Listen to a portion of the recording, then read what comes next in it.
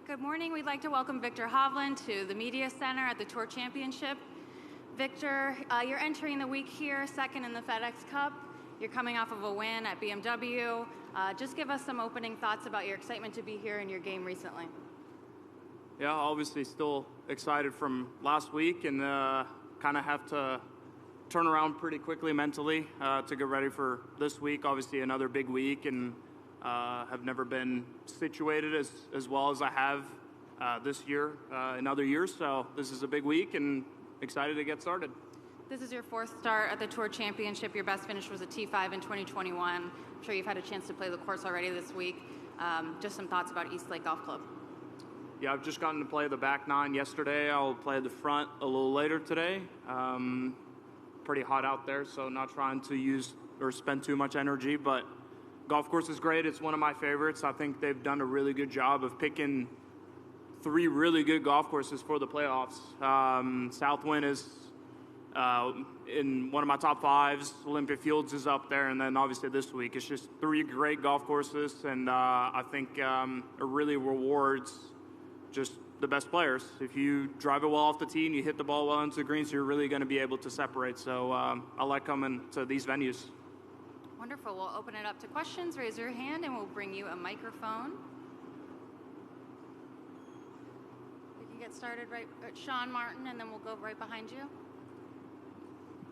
Sure. Perfect. You're starting this week with a significant advantage compared to your past three tour starts. Does that change at all, like your strategy going in or how aggressive you plan on being? Not really. I think in the back of your mind it helps. I'm still trying to do the same thing on the golf course, but I think in the back of your mind, not starting 10 shots behind makes it a little bit easier. You don't feel like you have to get off to a fast start.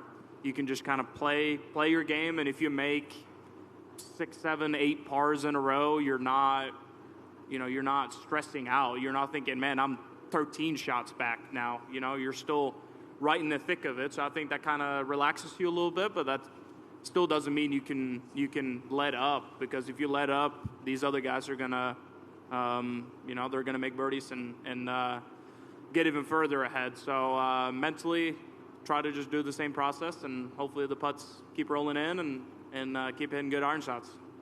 Sean? What's the biggest difference you feel like in yourself from a year ago?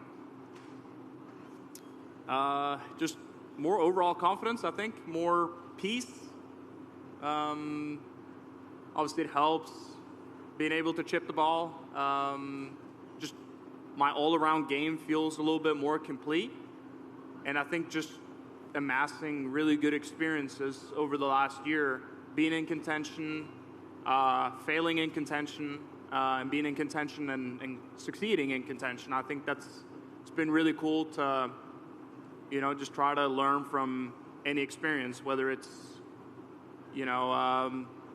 not finishing well on a Sunday, or, what happened, what went wrong, what can I learn from it? And I feel like I've used those opportunities to just get better the next time around. Any good stories from amateur golf about competing with Scotty? Didn't really get to play too much with Scotty. I remember, I think we might have only played once together in college, and I think that was my freshman year. It was a long time ago. Freshman or sophomore year, we played a college tournament in Mexico. So I don't have a lot. Obviously, we played a lot with Texas, but usually I just remember my first couple of years when we played with Texas a lot, I would be the fourth or fifth guy. So I usually didn't play with Scotty. We'll go over to Ames. Thanks, Viktor. I just want to follow up on Sean's comment, please. Where's the peace coming from? Great question. I don't know. I think it's just one of those things. If you want to get to the next level, you have to look introspectively, and you realize that, okay, when I'm in these moments and things are not going my way, I'm maybe reacting a little bit too much to it. Obviously, if I hit in the water, that's a bad scenario. But you have a choice whether you want to react to that shot and make it affect the next shot or the next few holes, or you can use that motivation or energy into something better, and you can try to, okay, let's get past this. Let's see if we can get this round back together, or just basically get the round prevented from going off the rails. And I think when you try to be honest with yourself and ask yourself, okay, how can I get better? I just basically have to force myself to change a couple of these mindset things. I don't think it's something that, to some people it comes natural. It hasn't really come natural to me, or to at least to that extent. So that's something that I just have to work on. Go ahead. Hey, Victor. You obviously work with Eduardo Molinari a bit with your stats. I'm just wondering, there's been anything surprising that he's kind of uncovered in your game since you started working with him that has helped you? Yeah, I touched on this a little bit earlier this year. I think it was right after Augusta. It was right after Augusta National. I had obviously been working with Eduardo for about a year, or even more than that, a year and a half. And Joe Mayo, my instructor, got on board earlier this year, and just from watching me play the first kind of 3, 4, 5 months of the season, it was like, looking, man, things are looking really good, but I would have a double bogey here or a double bogey there, and it would just kind of mess up the whole tournament for me, or it would get me out of contention. And he even said this while we're playing the Masters, while I'm in contention. It's like there's something that's missing. There's something that's not right. And in terms of in poker terms, we like to play a lot of poker. It's like my frequencies are a little bit off.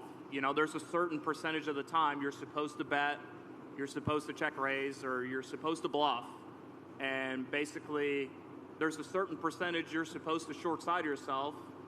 But basically, I was doing that way more than the average player.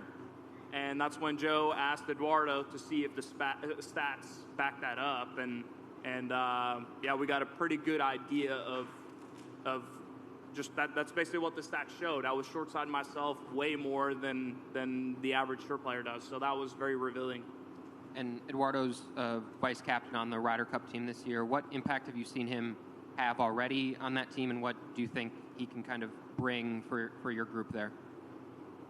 Obviously, he's a genius when it comes to the stats, and it's very rare to have a person that has that much expertise and competence. He's very intelligent, but at the same time, he's played at the highest level himself. He's played a Ryder Cup.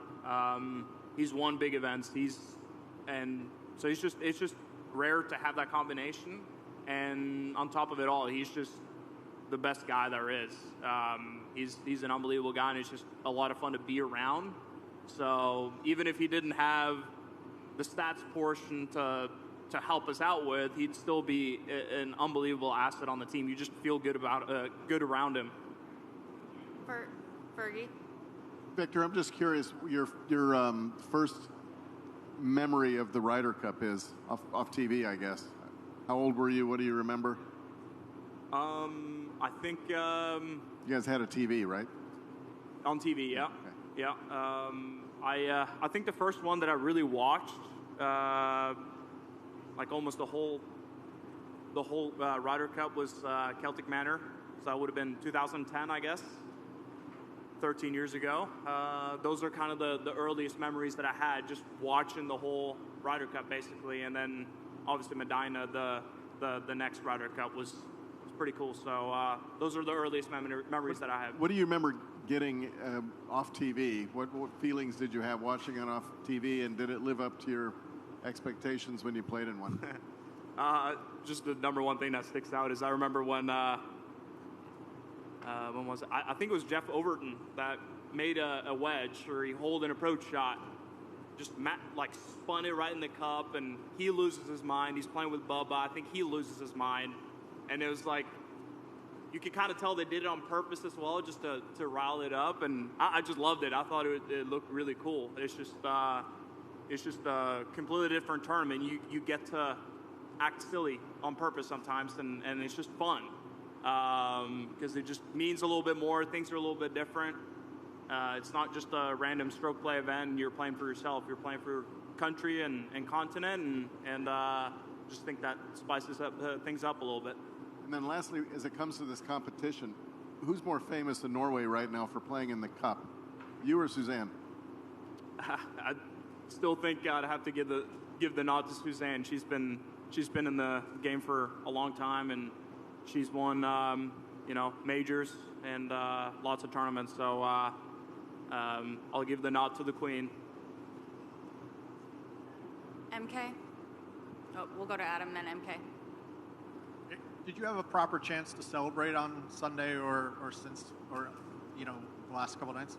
It was a quick turnaround, but got to have a nice little meal at the course and a couple glasses of champagne and just sit there for a little bit in peace and enjoy it. But it was a quick turnaround. Had to catch a flight, and then obviously this week is a big week.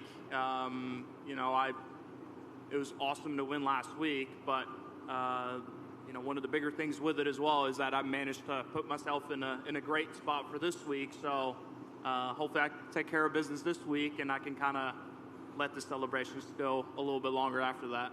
Have you had a chance to see the Norwegian announcers call the finish of the tournament? And if so, what did you think of it? Yeah, I saw the clip.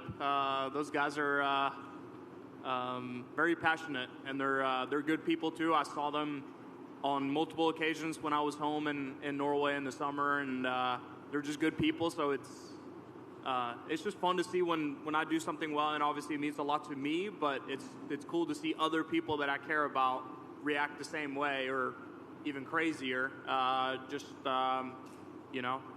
They wish me the best, and I just think that's really cool, and they're just good people. You told us that you used to splurge with some extra guac. If you win this, what would be your splurge? Say that again. What would be my? How would you splurge if you won the FedEx Cup?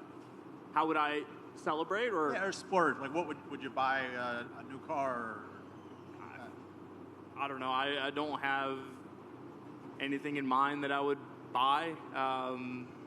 Just kind of. I'm to be honest. I'm just looking forward to getting some downtime this fall and just. We'll spend some more time in Norway, hang out with my friends, and just kind of relax and enjoy. MK? Piggybacking off of that, have you allowed yourself to think about just the history that you could etch your name in this week with it being the Tours event? Say that one more time. Have you thought about how big and significant this week is in terms of etching your name in history at the Tour Championship? Yeah, it's a pretty good company there's a lot of big names on the trophy. It's hard to win the FedEx Cup if you haven't had a great season and you beat the best players. You can get lucky and win here and there, but I think it's a very complete tournament to win, and obviously there's a lot of work to do. Haven't started the tournament yet, but it would mean a lot to be a part of that group that won the tournament. But to be honest with you, I haven't thought about it too much. It's just kind of just trying to take care of one shot at a time and one day at a time, and we'll see what happens. We'll go to Jonathan.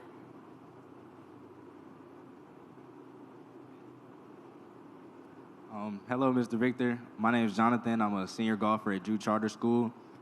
First off, congratulations on your win last week. And then second, in 2018, you won the East Lake Cup here at East Lake. And I was wondering, does that give you some sort of an extra confidence coming into this week since you've already won here before? Yeah, thanks for the question. I think a little bit. It always helps when you have good memories somewhere. I just even the little things like on the back nine, par 3, 15. It's a really hard hole, and I just remember first time I played here and at the East Lake Cup, I just remember hitting good shots into that hole. And when you get a tough hole like that and you get off to a nice start, you just start seeing good shots into certain pins, certain holes. You just get a good feel from that. So hopefully I can put that in the back of my head and use later on this week. So, got some good memories here. Thank you. Thank you. Perfect. Well, thank you for the time, Victor. Good luck this week. Thank you.